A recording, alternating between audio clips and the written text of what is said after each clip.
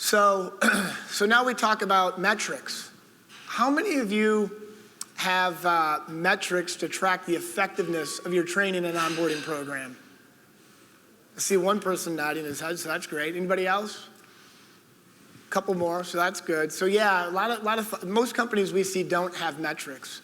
So really, really, really important that you have metrics in place so that you're tracking the level of engagement that your reps or recruiters have with your training materials. So what that means is, are they reading the case studies? Are they watching the videos? Are they attending class? Are they reading the playbooks or any job aids, support aids that you might have? Then to take it a step further, do they actually understand it? So do you have certification exams? Important that you actually are testing on them on this stuff so that you know how to, so they know how to actually execute. This is how a company goes from 10 million in revenue to 100 million in revenue, or one of the elements anyway. Critically important, so we gotta have metrics in part of that.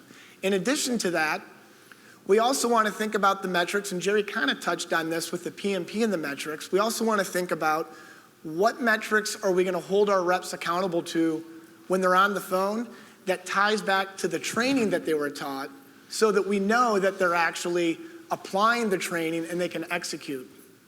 And then last but not least, we're huge fans of role play and doing exercises. So at the end of the day, if a rep can't execute, when they get somebody on the phone or when they're in a face-to-face meeting, obviously that's a telltale sign that they've been through the training but they can't execute.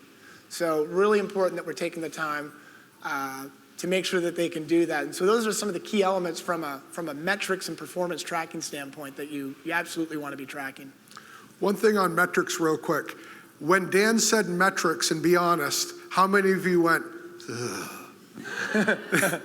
There's a reason for that. All of us in our sales career have had that manager that uses metrics as a hammer to beat you with when they're not happy.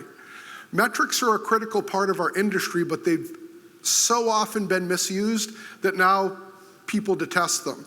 I would encourage you to revisit metrics, but to change the way that you're using them. Metrics aren't about yesterday. It's about understanding next week. So we use our metrics to help our reps and our recruiters plan for the upcoming week. That's an empowering tool. These coaching meetings, which we'll talk about a little bit later, are all about tomorrow, not yesterday. It's all about developing success, and metrics is a critical part of that, as long as you're not that manager.